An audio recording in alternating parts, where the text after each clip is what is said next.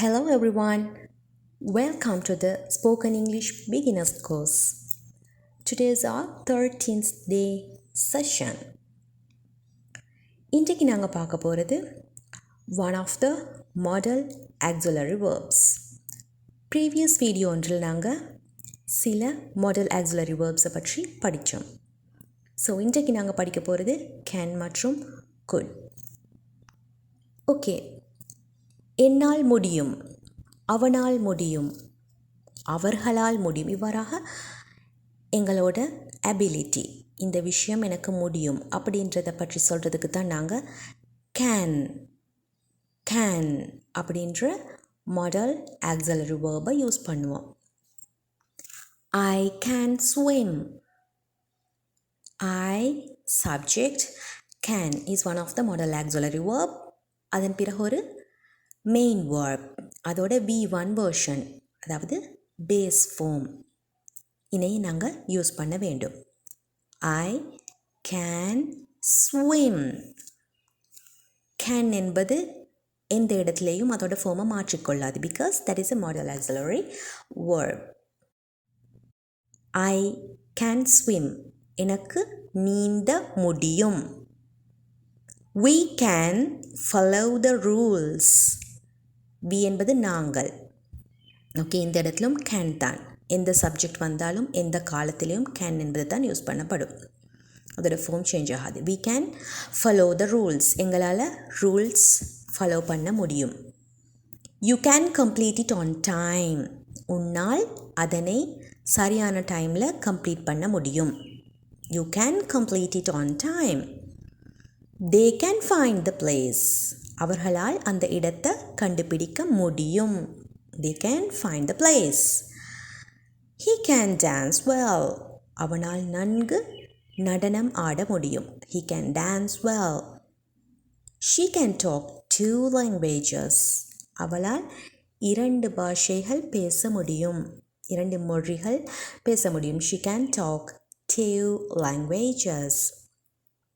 So இதே விஷயங்களை முடியாது, என்னால் நீந்த முடியாது, ஓகே, எங்களால் டான்ஸ் பண்ண முடியாது, இவ்வாறாக முடியாது என்று சொல்வதற்கு கேனோட ஒரு நாட் சேர்க்க வேண்டும்.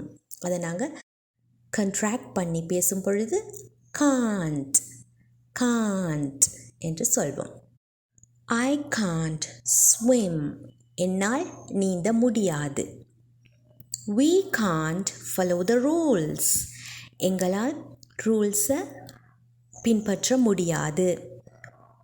You can't complete it on time. உன்னால் அதை சரியான டைமில் கம்ப்ளீட் பண்ண முடியாது. They can't find the place. அவர்களால் அந்த இடத்தை கண்டுபிடிக்க முடியாது. He can't dance well. அவனால் நன்கு டான்ஸ் பண்ண முடியாது. She can't talk 2 languages. அவளால் 2 மொழிகள் பேச முடியாது. ஓகே, இவ்வாறாக கேன் யூஸ் பண்ணி முடியும் என்பதாகவும் காண்ட் இனை யூஸ் பண்ணி முடியாது என்றும் பேசலாம். ஸோ கேன் யூஸ் பண்ணி முடியும் அப்படின்று சொல்வது நாங்கள் ப்ரெசண்ட் மற்றும் ஃப்யூச்சர் டென்ஸ் விடயங்களே. ஓகே, நிகழ்காலத்தில் என்னால் முடியும், எதிர்காலத்தில் என்னால் முடியும், இவ்வாறான விடயங்களை பற்றி பேசத்தான் கேன் யூஸ் பண்ணுவோம்.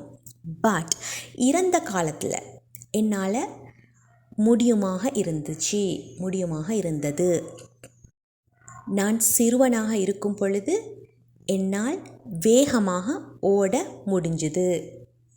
ஓகே, இவ்வாறாக பாஸ்டில் என்னால் செய்ய முடிஞ்சது, இப்போ முடியாது, இவ்வாறான விஷயங்களை பற்றி பேச நாங்கள் can use பண்ணுவதில்லை.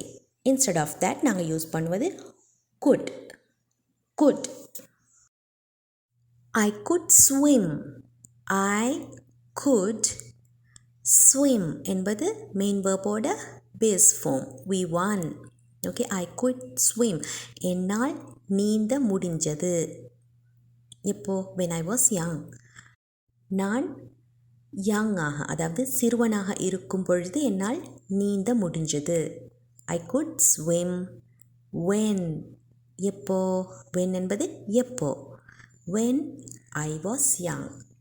Okay, I was young. What is this? Be verb. Was என்பது be verb. நாங்கள் first classல படித்தது. Okay, can you remember that? Was என்பது am இனுடைய past form. Okay, that is a be verb. நான் என்னோட பொசிஷனை என்னோட நிலையை சொல்வது. ஐ ஆம் யங் என்பது நான் சிறுவன். ஓகே, சிறுவயதுடையவன். ஐ வாஸ் யங் என்பது நான் பாஸ்டில் சிறுவனாக இருந்த பொழுது. Okay, I was young. When எப்போ? ஐ வாஸ் யங் நான் சிறுவனாக இருந்த பொழுது என்னால் நீந்த முடிஞ்சது. ஐ could swim when I was young. Next one. We could follow. We could follow. எங்களால் பின்பற்ற முடியுமாக இருந்தது. The rules. Okay, rules-ஐ பின்பற்ற முடியுமாக இருந்தது. When? எப்போ? We were students. Were என்பது are அப்படின்ற be verb-இனுடைய past. We were students. நாங்கள் ஸ்டூடெண்ட்ஸாக இருந்த பொழுது எங்களால் அந்த ரூல்ஸை பின்பற்ற முடியுமாக இருந்தது. Understood? We could follow the rules when we were students. Okay, இறந்த காலத்தில் என்னால் இப்படி செய்ய முடியுமாக இருந்தது, எங்களால் முடியுமாக இருந்தது என்று சொல்கிறதுக்கு could யூஸ் பண்ணுவோம். He could dance. அவனால் டான்ஸ் பண்ண முடியுமாக இருந்தது. Okay, he could dance well. அவனால் நன்கு டான்ஸ் பண்ண முடியுமாக இருந்தது. Before he was injured. Before என்பது முன்னாடி. He was injured. அவன் injured ஆவதற்கு முன்னாடி. Injured என்பது காயமடைதல். ஒரு ஆக்சிடெண்ட்லேயோ ஏதோ ஒரு விதத்தில் அவனுக்கு காயம் ஏற்பட முன்னாடி அவனால் நன்கு டான்ஸ் பண்ண முடியுமாக இருந்தது. He could dance well before he was injured. She could talk.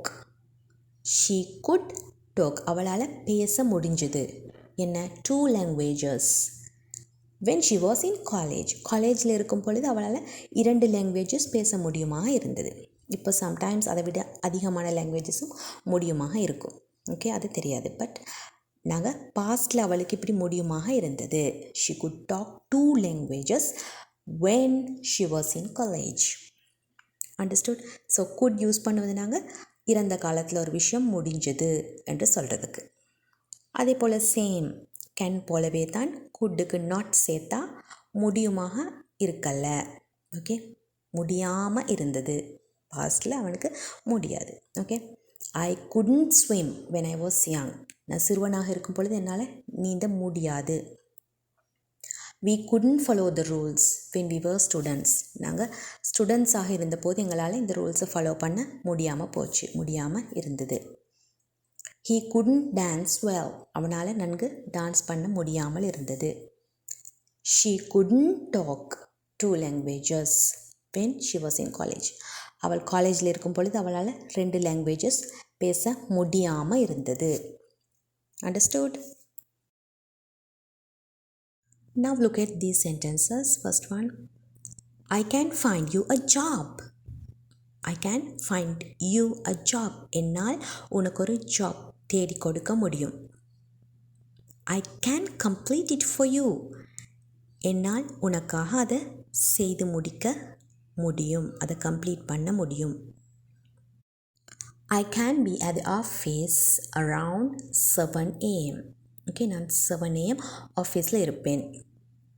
Okay, இவ்வாறாக கேன் யூஸ் பண்ணி நாங்கள் உருவாக்குற சென்டென்சஸ் கன்ஃபர்ம்டான ஸ்ட்ராங்கான சென்டென்சஸாக இருக்கும். Okay, I can find your job என்று சொல்லும் பொழுது அது ஸ்ட்ராங்காக சொல்லப்படக்கூடிய, அப்சல்யூட்லி நான் செய்வேன் என்று சொல்லக்கூடிய ஒரு விடயமாக இருக்கும். இதே இடத்துல நாங்கள் குட்டை யூஸ் பண்ணினா அது ஒரு வீக்கான சென்டென்ஸாக இருக்கும். Understood? See the other example. I could water your plants till you return from the vacation. I could water அப்படின்னா உன்னோட பிளான்ஸுக்கு நீர் பாய்ச்ச முடியும். எது வரைக்கும்? till எது வரைக்கும்டா? You return from the vacation. நீ உன்னோட விடுமுறைக்கு சென்று வரும் வரை என்னால் உன்னோட பிளான்ஸுக்கு நீர் பாய்ச்ச முடியும். இங்கே குட் யூஸ் பண்ணி சொல்லப்படுறதால இந்த சென்டென்ஸ் அல்லது ஸ்டேட்மெண்ட் வீக்கான ஒரு ஸ்டேட்மெண்ட்டாக இருக்கும். ஓகே, ஷுவர் பண்ணி சொல்லப்படாத விடயமாக இருக்கும். I could water your plants. Okay, என்னால் முடியும் உன்னோட பிளான்ஸுக்கு நீர் பாய்ச்ச. till you return from the vacation. நீ வெக்கேஷன் முடிஞ்சு வரும் வரைக்கும் நான் நீர் பாய்க்கிறேன். ஓகே, இவ்வாறாக நார்மலாக ரொம்ப ஸ்ட்ராங்காக இல்லாமல் சொல்லக்கூடிய விஷயங்களுக்கு நாங்கள் குட் என்பதை யூஸ் பண்ணலாம். அதே போல் I could help you in your project works. உன்னோட ப்ராஜெக்ட் வேலைகளுக்கு என்னால் ஹெல்ப் பண்ண முடியும். ஓகே, இதுவும் ஸ்ட்ராங்கான ஸ்டேட்மெண்ட் அல்ல.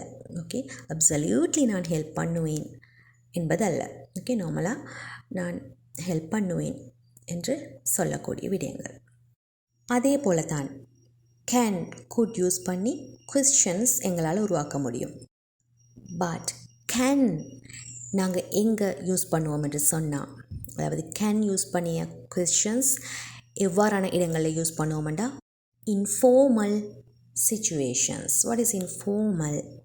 ஓகே, நாங்கள் வீட்டில் எங்களோட ஃப்ரெண்ட்ஸ் கூட ஃபேமிலி மெம்பர்ஸ் கூட பேசும் பொழுது இன்ஃபார்மல் விதமாகத்தான் பேசுவோம். ஓகே, அவ்வாறான கொஸ்டின்ஸை உருவாக்குவதற்காக வேண்டி உன்னால் இப்படி பண்ண முடியுமா, எனக்கு கொஞ்சம் காஃபி கொடுக்க முடியுமா, ஓகே, இவ்வாறாக இன்ஃபார்மலாக பேசுவதற்கு நாங்கள் கேன் யூஸ் பண்ணி கொஸ்டின்ஸ் உருவாக்குவோம். Can I have some coffee? Can அப்படின்ற மாடல் ஆக்ஸிலரி வேர்பை நாங்கள் சென்டென்ஸ் பிகினிங்கில் போட்டு தென் சப்ஜெக்ட், அதன் பிறகு மெயின் வேர்ப், அதோட V1. Okay, base form have பெற்றுக்கொள்ளல். Okay, can I have some coffee? என்னால் கொஞ்சம் காஃபி பெற்றுக்கொள்ள முடியுமா? Okay, can you give me the book? இந்த புக்கை எனக்கு கொடுக்க முடியுமா? Can you order some food for us? எங்களுக்காக கொஞ்சம் உணவு ஆர்டர் பண்ண முடியுமா? இவ்வாறாக இன்ஃபார்மலாக எங்களோட ரொம்ப நெருக்கமானவங்களோட ஃப்ரெண்ட்ஸ், ஃபேமிலி மெம்பர்ஸ் இந்த மாதிரி ஆனவர்களோட பேசி அவங்கக்கிட்ட ரிக்வெஸ்ட்ஸ் விடுக்கும் பொழுது, ஓகே, அவங்களுக்கு ஆர்டர்ஸ் பண்ணும் பொழுது நாங்கள் இவ்வாறு கேன் என்பதை நார்மலாக யூஸ் பண்ணலாம். பட் ஃபார்மலான சிச்சுவேஷன்ஸில், ஆஃபீஸில், வெளியிடங்களில், ஓகே, ஸ்ட்ரேஞ்சர்ஸ் கூட, அதாவது எங்களுக்கு தெரியாத புதிய ஆட்கள் கூட பேசும் பொழுது குட் யூஸ் பண்ணித்தான் நாங்கள் ரிக்வெஸ்ட்ஸ் விடுக்க வேண்டும். Okay, that is the formal way. Good you show me the agenda? Okay, ஆஃபீஸில் நாங்கள் கேட்கலாம், எனக்கு கொஞ்சம் இந்த மீட்டிங் அஜெண்டாவை காட்ட முடியுமா? ஓகே, இங்கே நாங்கள் கேன் யூஸ் பண்ணுவதை விட குட் யூஸ் பண்ணுவது தான் better. That is the formal way. Good you show me the agenda? Could you clarify me the situation? உங்களால் நிலைமையை எனக்கு புரிய வைக்க முடியுமா? ஓகே, கிளாரிஃபை பண்ண முடியுமா? Could you clarify me the situation? Could I use your toilet? Stranger ஒருவர்கிட்ட, எங்களுக்கு தெரியாத ஒரு புதிய இடத்துக்கு போய் புதிய ஆள்கிட்ட நாங்கள் உங்களோட டாய்லெட்டை யூஸ் பண்ண முடியுமா அப்படின்ட்டு கொஞ்சம் பொலைட்டாக கேட்கணும். ஸோ இந்த இடத்துல நாங்கள் கேன் யூஸ் பண்ணக்கூடாது. Okay, could I use? Could is the modal auxiliary, I is the subject, use is the main verb, the V1 form of the main verb. Use. Could I use your toilet? Okay, பொலைட்டாக கேட்கும் விதம். So இன்ஃபார்மலான questions, இன்ஃபார்மலான ரிக்வெஸ்ட்ஸ் விடுப்பதற்காக நாங்கள் கேன்னையும், ஃபார்மலான ரிக்வெஸ்ட்ஸை விடுப்பதற்கு நாங்கள் good இனையும் use பண்ணுவோம். Okay, mind it. So இங்கே good use பண்ணி நாங்கள் formal questions உருவாக்கும் இடங்களில் ப்ளீஸ் என்பது சேர்ப்பது மிகவும் சிறந்தது. Okay, good you please show me the agenda? தயவு செய்து உங்களால் எஜெண்டாவை காட்ட முடியுமா? Good you please clarify me the situation? Good I please use your toilet? Okay, இவ்வாறாக ப்ளீஸ் யூஸ் பண்ணி கேட்கலாம். அண்டர்ஸ்டுட்? ஸோ இன்றைக்கி நாங்கள் பார்த்தது கேன் மற்றும் குட்டினுடைய சிம்பிளான யூசேஜ். ஓகே, இதை வச்சு நீங்கள் நிறைய சென்டென்சஸை உருவாக்கி ப்ராக்டிஸ் பண்ணி பாருங்கள். ஓகே, உங்களால் கேன் குட் வச்சு சென்டென்ஸ் உருவாக்கி பேசிக்கொள்ளலாம். ஓகே, நெக்ஸ்ட் லெசனில் நாங்கள் மீட் பண்ணலாம். நீங்கள் இன்னும் என்னோடய சேனலை சப்ஸ்கிரைப் பண்ணலான்டா இன்றைக்கே சப்ஸ்கிரைப் பண்ணிடுங்க. அதோட பெல் ஐக்கனை கிளிக் பண்ணுங்கள். And if you like this video மறக்காமல் லைக் பட்டனை கிளிக் பண்ணுங்கள். Until the next video, take care. Bye bye.